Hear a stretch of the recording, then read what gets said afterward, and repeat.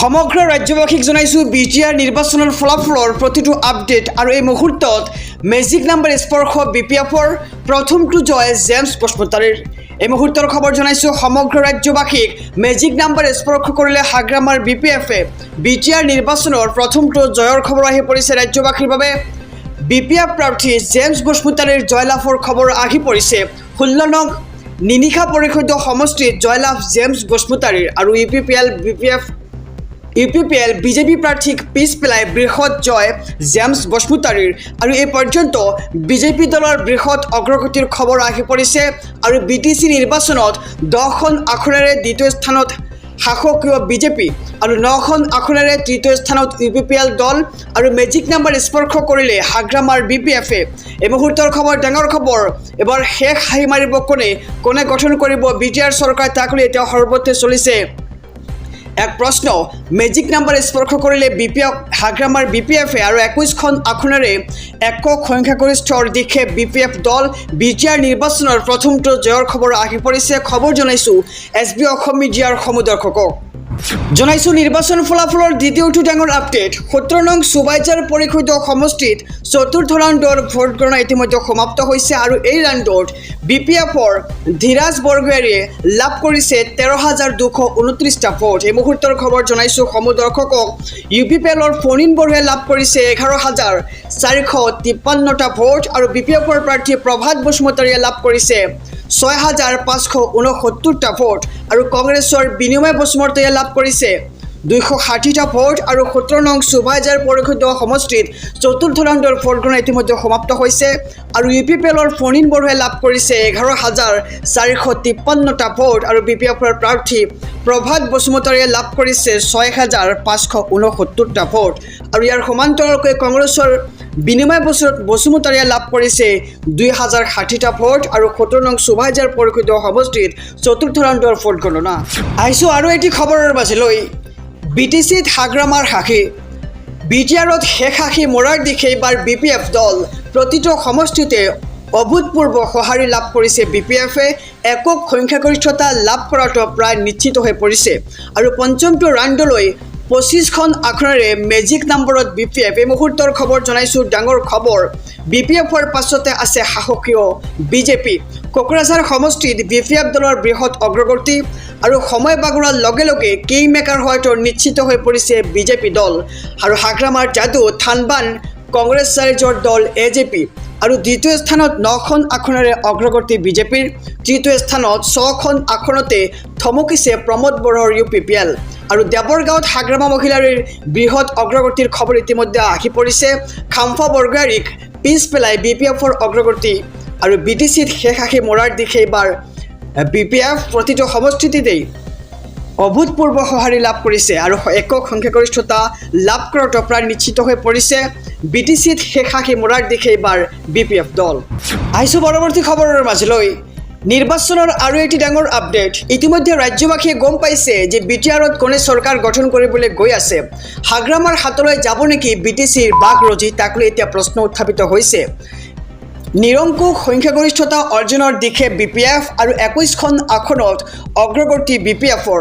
দ্বিতীয় স্থানৰ বাবে বিজেপি ইউপিপিএলৰ প্ৰতিযোগিতা দেখিবলৈ পোৱা গৈছে।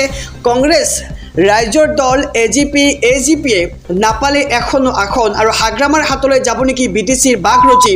কিং মেকাৰ কোনে লাভ কৰিব, তাক লৈ প্ৰশ্ন উঠিছে এতিয়া। আৰু নিৰংকুশ সংখ্যাগৰিষ্ঠতা অৰ্জনৰ দিশে বিপিএফ আৰু 21খন আসনত অগ্ৰগতি বিপিএফৰ আৰু দ্বিতীয় স্থানৰ বাবে বিজেপি ইউপিপিএলৰ প্ৰতিযোগিতা আৰু কংগ্ৰেছ ৰাইজৰ দল AJPয়ে নাপালে এখনো আসন আৰু কংগ্ৰেছ ৰাইজৰ দলে ইতিমধ্যে এখনো আসন লাভ কৰা নাই। আৰু হাগ্ৰামাৰ হাতলৈ যাব নেকি বিটিচিৰ বাঘৰজী, কোন হ'ব কিং মেকাৰ।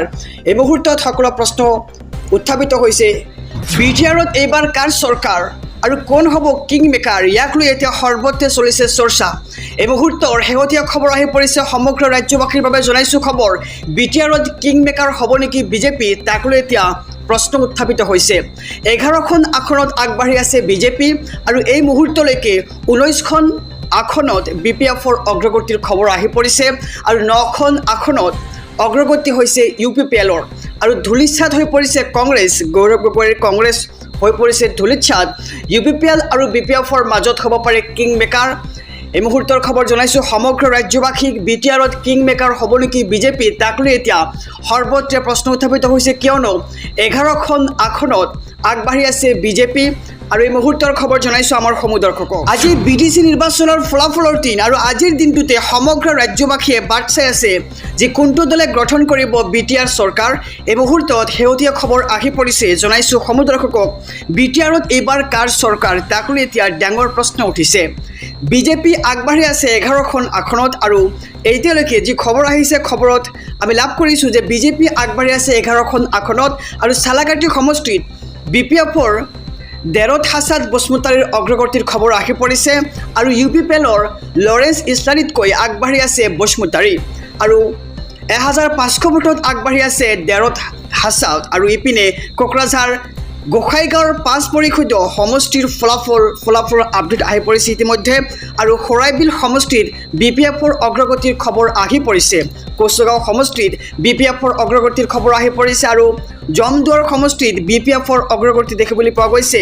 ইয়াৰ সমান্তৰালকৈ শ্ৰীৰামপুৰ সমষ্টিতো BPFৰ অগ্ৰগতিৰ খবৰ আহি পৰিছে আৰু বাউসিংগুৰি সমষ্টিত BPFৰ অগ্ৰগতি। BPF প্ৰাৰ্থী ধনেশ্বৰ কোয়াৰীৰ 4193টা ভোটত অগ্ৰগতিৰ খবৰ আহি পৰিছে আৰু গুমা সমষ্টিত বিজেপিৰ অগ্ৰগতিৰ খবৰ আহি পৰিছে আৰু চালাকাটি সমষ্টিত BPFৰ দেৰত হাছাদ বসুমতাৰীৰ অগ্ৰগতি। এই মুহূৰ্তৰ খবৰ জনাইছোঁ কাৰ হ'ব এইবাৰ BTR চৰকাৰ, কোন হ'ব কিং মেকাৰ। সমগ্ৰ খবৰ জনাই যাম SB অসম মিডিয়াৰ সমূহ দৰ্শকক। UPPLৰ লৰেন্স ইছলাৰীতকৈ আগবাঢ়ি আছে বসুমতাৰী আৰু 1500 ভোটত আগবাঢ়ি আছে দেৰত হাছাদ। আৰু ইপিনে কোকৰাঝাৰ গোসাইগাঁও 5 পৰিষদীয় সমষ্টিৰ ফলাফল আপডেট ইতিমধ্যে আহি পৰিছে, আমি খবৰ জনাইছোঁ। খৰাইবিল সমষ্টিত BPFৰ অগ্ৰগতিৰ খবৰ আহি পৰিছে। ইয়াৰ সমান্তৰালকৈ কচুগাঁও সমষ্টিত BPFৰ অগ্ৰগতিৰ খবৰ আহি পৰিছে। আহিছোঁ পৰৱৰ্তী খবৰৰ মাজলৈ। BTR কাৰ? আজি যিহেতু BTC নিৰ্বাচনৰ ফলাফলৰ দিন আৰু আজিৰ দিনটোতে সমগ্ৰ ৰাজ্যবাসীয়ে বাট চাই আছে যে BTRত এইবাৰ কোনে চৰকাৰ গঠন কৰিব। এই মুহূৰ্তৰ খবৰ আমি জনাই গৈছোঁ, আপডেট দি গৈছোঁ যে কোনটো দলে কিমান অগ্ৰগতি লাভ কৰিছে আৰু এই মুহূৰ্তত শেহতীয়া খবৰ আহি পৰিছে ৰাজ্যবাসীৰ বাবে।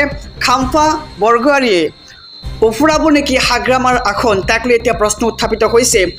2খন আসনতে পিছ পৰি আছে হাগ্ৰামা মহিলাৰী আৰু দেৱৰগাঁও তৃতীয় ৰাউণ্ডৰ অন্তত 589 পিছ পৰি আছে হাগ্ৰামা মহিলাৰী আৰু চিৰাংদুৱাৰ সমষ্টিত পিছ পৰি আছে হাগ্ৰামা মহিলাৰীয়ে। হাগ্ৰামা মহিলাৰীক চেলেঞ্জ দি UPPLৰ পৰা নিৰ্বাচনত অৱতীৰ্ণ হৈছিল খাম্ফা বৰগোহাঞি আৰু খাম্ফা বৰগোহাঞিয়ে উফুৰাব নেকি হাগ্ৰামাৰ আসন, তাক লৈ এতিয়া প্ৰশ্ন হৈছে সৰ্বত্ৰে। আৰু হাগ্ৰামা মহিলাৰীক চেলেঞ্জ দি UPPLৰ পৰা নিৰ্বাচনত অৱতীৰ্ণ হৈছিল খাম্ফা আৰু খাম্ফা বৰগোহাঞিয়ে উফুৰাব নেকি হাগ্ৰামাৰ আসন। 2খন আসনতে পিছ পৰি আছে হাগ্ৰামা মহিলাৰী আৰু ইয়াৰ সমান্তৰালকৈ দেৱৰগাঁও তৃতীয় ৰাউণ্ডৰ অন্তত 589টা ভোটত পিছ পৰি আছে হাগ্ৰামা মহিলাৰী। আহিছোঁ পৰৱৰ্তী খবৰৰ মাজলৈ আৰু এটি ডাঙৰ আপডেট দিবলৈ লৈছোঁ। মেজিক নম্বৰৰ কাষত হাগ্ৰামা মহিলাৰীৰ BPF। বৰভূমি পুনৰ যাব পাৰে হাগ্ৰামাৰ হাতলৈ। বৰভূমি পুনৰ যাব পাৰে হাগ্ৰামাৰ হাতলৈ, তাক লৈ এতিয়া যোজা চলি আছে আৰু 19খন আসনত আগবাঢ়ি আছে BPF। UPPL আগবাঢ়ি আছে 11খন আসনত আৰু বিজেপি আগবাঢ়ি আছে 10খন আসনত আৰু UPPL আৰু বিজেপি একলগ হ'লে পুনৰ আহিব পাৰে প্ৰমোদ বড়ো চৰকাৰ। আৰু যোৱা বছৰো এনেকৈ চৰকাৰ গঠন কৰা হৈছিল আৰু এইবাৰো এনেকৈ গঠন কৰা হ'ব নেকি চৰকাৰ? আপোনালোকৰ মতামত জনাওক কমেণ্ট বক্সত। UPPL আৰু বিজেপি একলগ হ'লে পুনৰ আহিব পাৰে প্ৰমোদ বড়ো চৰকাৰ। BPF UPPL একলগ হৈও গঠন কৰিব পাৰে চৰকাৰ আৰু বিজেপি কাষ চাপি যাব পাৰে এইবাৰ BPFৰ। জনাইছোঁ খবৰ আপডেটসমূহ জনাই গৈছোঁ। বিজেপি কাষ চাপি যাব পাৰে এইবাৰ BPFৰ আৰু বৰভূমিত 3টা সমীকৰণ সম্ভৱ, জনাইছোঁ খবৰ। যোৱাবাৰো একক সংখ্যাগৰিষ্ঠ দল আছিল BPF, কিন্তু চৰকাৰ গঠন কৰিছিল UPPL আৰু বিজেপিয়ে। হয়, এটি খবৰ জনাইছোঁ যে যোৱা বছৰো কিন্তু চৰকাৰ গঠন কৰিছিল UPPL আৰু বিজেপি আৰু ইয়াৰ সমান্তৰালকৈ এইবাৰো ঠিক এনেকুৱাই হ'ব নেকি, তাক লৈ এতিয়া সৰ্বত্ৰে প্ৰশ্ন উত্থাপিত হৈছে আৰু আপোনালোকৰ মতামত কমেণ্ট বক্সত জনাই যাওক। মেজিক নম্বৰৰ কাষত হাগ্ৰামা মহিলাৰীৰ BPF দেখিবলৈ পোৱা গৈছে আৰু বৰভূমি পুনৰ যাব পাৰে হাগ্ৰামাৰ হাতলৈ। 19খন আসনত আগবাঢ়ি আছে BPF। UPPL আগবাঢ়ি আছে 11খন আসনত আৰু মেজিক নম্বৰৰ কাষত হাগ্ৰামা মহিলাৰীৰ BPF চৰকাৰ। আহিছোঁ আন এক খবৰৰ মাজলৈ। আৰু এটি ডাঙৰ আপডেট দিবলৈ লৈছোঁ সমগ্ৰ ৰাজ্যবাসীক। ওদালগুৰিৰ কোন সমষ্টিত কোন দলৰ অগ্ৰগতি এই মুহূৰ্তৰ খবৰ জনাই যাম। গতিকে খবৰটো দিয়াৰ আগতে যদিহে আপুনি চেনেলটোত নতুন তেন্তে ছাবস্ক্ৰাইব কৰক আৰু যদিহে এতিয়ালৈকে লাইক কৰা নাই এটাকৈ লাইক কৰি দিয়ক। 10খন আসনৰ 7খনত BPFৰ অগ্ৰগতিৰ খবৰ আহি পৰিছে ইতিমধ্যে। ভেৰগাঁৱত বিজেপিক পিছ পেলাই অগ্ৰগতি UPPLৰ আৰু খালিংদুৱাৰত বিজেপিৰ অগ্ৰগতিৰ খবৰ আহি পৰিছে। মদৈবাৰীত BPFৰ অগ্ৰগতি, হৰিচিঙাত অগ্ৰগতি BPFৰ আৰু ধনচিত BPFৰ অগ্ৰগতিৰ খবৰ আহি পৰিছে। আৰু ভৈৰৱকুণ্ডত BPFৰ অগ্ৰগতি, পাঁচনৈ চেৰফাঙত বিজেপিৰ অগ্ৰগতি, ৰৌতাত BPFৰ অগ্ৰগতি আৰু ননৈ চেৰফাঙত BPFৰ অগ্ৰগতি, খৈৰাবাৰীত BPFৰ অগ্ৰগতি আৰু ইয়াৰ সমান্তৰালকৈ ওদালগুৰিৰ কোন সমষ্টিত কোন দলৰ অগ্ৰগতি আমি জনাইছোঁ খবৰ। আকৌ জনাইছোঁ খবৰটো 10খন আসনৰ 7খনত BPFৰ অগ্ৰগতিৰ খবৰ ইতিমধ্যে আহি পৰিছে। শেহতীয়া খবৰ জনাইছোঁ ৰাজ্যবাসীক। ভেৰগাঁৱত বিজেপিক পিছ পেলাই অগ্ৰগতি UPPLৰ। সমগ্ৰ ৰাজ্যবাসীৰ বাবে এটি ডাঙৰ খবৰ, বিগ ব্ৰেকিং নিউজ। আজি BTC নিৰ্বাচনৰ ফলাফল আৰু ইতিমধ্যে ৰাতিপুৱা 8 বজাৰ পৰা আৰম্ভ হৈছে ভোট গণনা আৰু ইয়াৰ মাজতেই আহি পৰিছে কেতবোৰ ডাঙৰ আপডেট সমগ্ৰ ৰাজ্যবাসীৰ বাবে। জনাইছোঁ খবৰ, বৰভূমিত BPFৰ হাঁহি, নচলিল বিজেপি UPPL আৰু কংগ্ৰেছৰ যাদু। এই মুহূৰ্তৰ খবৰ জনাইছোঁ এক ডাঙৰ খবৰ সমগ্ৰ ৰাজ্যবাসীৰ বাবে।